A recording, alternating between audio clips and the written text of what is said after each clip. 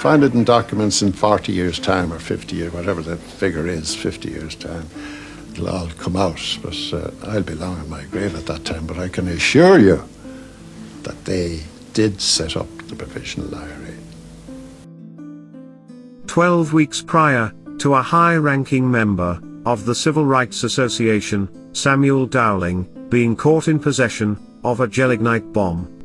Less than 14 miles away from Mullacrew, County Louth, where Mr. Dowling was arrested, and just across the border into Northern Ireland. 2 Royal Ulster Constabulary officers were killed by a gelignite bomb.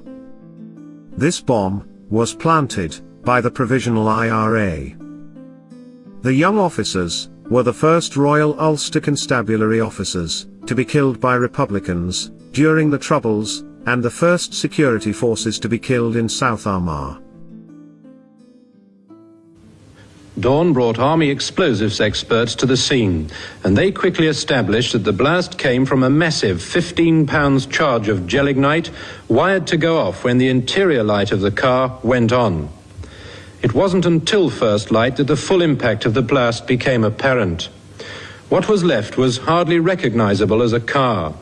Dozens of pieces of wreckage were scattered over an area of 100 yards. The car had been in the lane a few yards from the busy main road since Sunday. Army border patrols had passed it several times a day since then. Worth re-emphasising, and for reasons that will become very clear as this documentary would unfold. On the 11th of August 1970, 2 Royal Ulster Constabulary officers were killed by a booby-trap car bomb. It was planted by the Provisional IRA near Crossmaglen in County Armagh, Northern Ireland. The 2 RUC officers based in Crossmaglen, Samuel Donaldson, aged 23, and Robert Miller, aged 26, went to investigate a red Ford Cortina which had been abandoned on the IRA road near the village. The car had been stolen outside the Ardmore Hotel in Newry on the 7th of August. Samuel Donaldson, who was murdered in the bomb, was a relative of Geoffrey Donaldson MP, who at the time of making this documentary, from June 2021 until today's date in 2023, is the current leader of the Democratic Unionist Party in Northern Ireland. The Provisional IRA murderers that killed Constable Donaldson and Miller by booby-trapping a Ford Cortina had been made up of people from Navan in County Meath and Inniskeen in County Monaghan. They were under the command of one Sean McStaffin, who was the first Chief of Staff of the Provisional IRA. Now, what we learned in the first part of our documentary was that Mr. McStaffin and a guy called John Kelly, who is completely associated with Captain James Kelly of G2 Military Intelligence.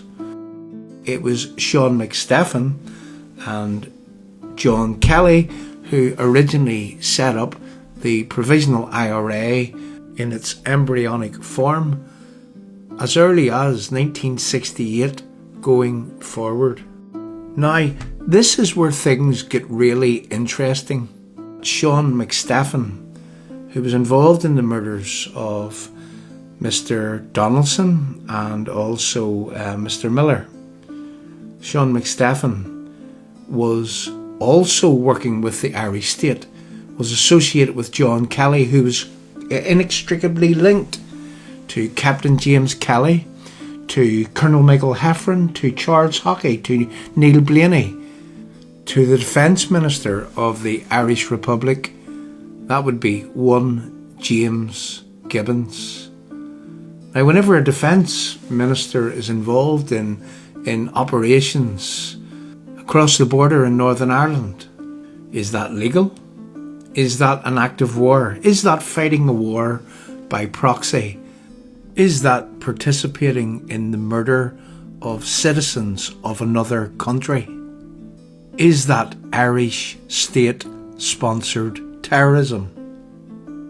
And of paramount importance, has the current Irish government got a lot of questions to answer with reference the participation of previous Irish governments in Irish state-sponsored terrorism and the associations that previous Irish governments had with the emerging Provisional IRA from 1968 going forward?